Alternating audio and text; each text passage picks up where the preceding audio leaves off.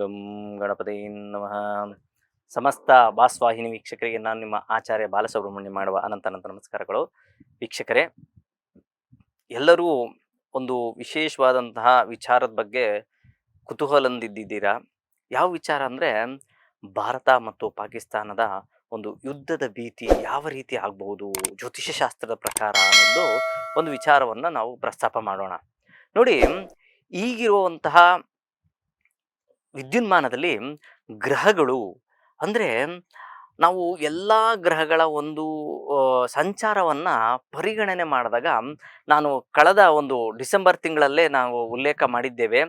ಈ ಒಂದು March, April, May ತಿಂಗಳು ಇದು ಒಂದು ರೀತಿಯಾದಂಥ ಭಯಭೀತಿಯನ್ನು ಉದ್ಭವ ಮಾಡುವಂಥದ್ದು, ಭೂಕಂಪಗಳು, ಅದರೊಟ್ಟಿಗೆ ಯುದ್ಧದ ಭೀತಿಗಳು ಸಹ ಇದೆ ಅಂತ ನಾವು ಹಳೆಯ ವಿಡಿಯೋದಲ್ಲಿ ಸುಮಾರು ಒಂದು 4-5 ತಿಂಗಳ ಮುಂಚೆನೇ ಈ ವಿಚಾರವನ್ನು ವರ್ಷ ಭವಿಷ್ಯ ವಿಚಾರದಲ್ಲಿ ಹೇಳಿದ್ದೆ.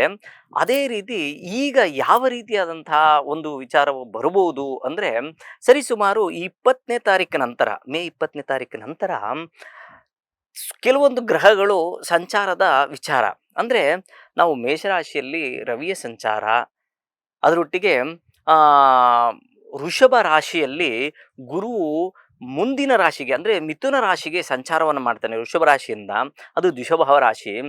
ಅದ್ರ ಒಟ್ಟಿಗೆ ಏನಾಗುತ್ತೆ ಅಂದರೆ, ಕುಜನು ತನ್ನ ಮಿತ್ರ ಕ್ಷೇತ್ರ ಆಗ್ಬೋದು, ಅದರೊಟ್ಟಿಗೆ ಅದು ನೀಚ ಕ್ಷೇತ್ರವೂ ಸಹ ಆಗುತ್ತೆ. ಕುಜ ಜಲತತ್ವ ರಾಶಿಯಲ್ಲಿ ಸಂಚಾರ ಮಾಡ್ತಾನೆ.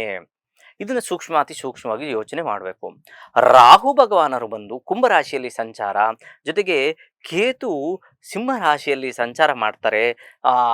ಶನಿ ಮಹಾತ್ಮರು ಹಾಗೂ ಶುಕ್ರರು ಮೀನರಾಶಿಯಲ್ಲಿ, ಬುಧ ಭಗವಾನರು ಮೇಷದಲ್ಲಿ ಸಂಚಾರ ಮಾಡುವಂಥದ್ದು. ಚಂದ್ರ ತನ್ನ ಸಂಚಾರವನ್ನು ತನ್ನ ಪಾಡಿಗೆ ತಾನು ಚಲನೆಯನ್ನು ಮಾಡ್ತಾ ಇದ್ದಾನೆ. ಅಂದರೆ ಕ್ಷೀಣ ಹಾಗೂ ವೃದ್ಧಿ ಚಂದ್ರ ಎರಡೂ ಸಹ ಕೃಷ್ಣ ಪಕ್ಷ ಮತ್ತು ಶುಕ್ಲ ಪಕ್ಷದ ರೀತಿಯಲ್ಲಿ ಸಂಚಾರ ಮಾಡ್ತಾರೆ. ಈ ಒಂದು ವಿಚಾರವನ್ನು ಇಟ್ಕೊಂಡಾಗ ಯಾವ ರೀತಿಯಾದಂಥ ಒಂದು ಯುದ್ಧದ ವಿಚಾರ ಮಾಡಬಹುದು ಅನ್ನೋದು ನಾವು ತಿಳ್ಕೊಳ್ಳೋದಾದರೆ, ಖಂಡಿತವಾಗ್ಲೂ ನಾವು ಭಾರತ ಅಂತ ತೆಗೆದುಕೊಂಡಿದ್ದ ತಕ್ಷಣ, ಅಂದಿದ ತಕ್ಷಣ ನಾವು ಧನುಸ್ ರಾಶಿಗೆ ಸಂಬಂಧಪಟ್ಟಿರುವಂಥದ್ದು ಅಂತ ಹೇಳ್ತೀವಿ. ಅದಕ್ಕೆ ಸಮಸಪ್ತಮವಾದಂತಹ ಗುರುವಿನ ದೃಷ್ಟಿ ಬೀಳುತ್ತೆ. ಆ ಕಾರಣದಿಂದ ಸ್ಟ್ರೆಂತ್ ಚೆನ್ನಾಗಿದ್ವಿ, ಯಾವ ರೀತಿಯಾದಂತಹ ಭಯ ಪಡುವಂಥದ್ದೇನಿಲ್ಲ.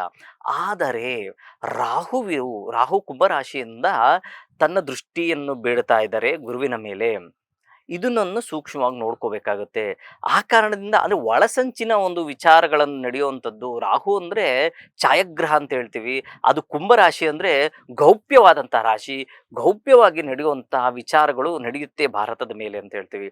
ಆದರೂ ಸಹ ತನ್ನ ರಾಶಿಯನ್ನು ತಾನು ಗುರು ನೋಡ್ತಾ ಇರುವುದರಿಂದ ಯಾವ ರೀತಿಯಾದಂತಹ ಭಯಪಡುವಂಥ ವ್ಯತ್ಯಾಸಗಳು ಇರೋದಿಲ್ಲ. ರಾಹುವಿನ ಒಂದು ದೃಷ್ಟಿಯ ಒಂದು ಪರಿಣಾಮಕ್ಕಾಗಿ ಎಲ್ಲರೂ ದುರ್ಗಾ ಪರಮೇಶ್ವರಿಯ ಒಂದು ಸ್ಮರಣೆಯನ್ನು ಮಾಡ್ತಾ ಬಂದರೆ ಖಂಡಿತ ಭಾರತ ತನ್ನ ಎಲ್ಲ ವಿಚಾರದಲ್ಲೂ ಮುಂಗೈಯನ್ನು ತೋರಿಸಿ ತನ್ನ ಒಂದು ಜಯಶೀಲವನ್ನು ಮಾಡುತ್ತದೆ ಅಂತ ಜ್ಯೋತಿಷ್ಯ ಶಾಸ್ತ್ರದ ಪ್ರಕಾರ ನಾವು ಮಾತಾಡಬಹುದು.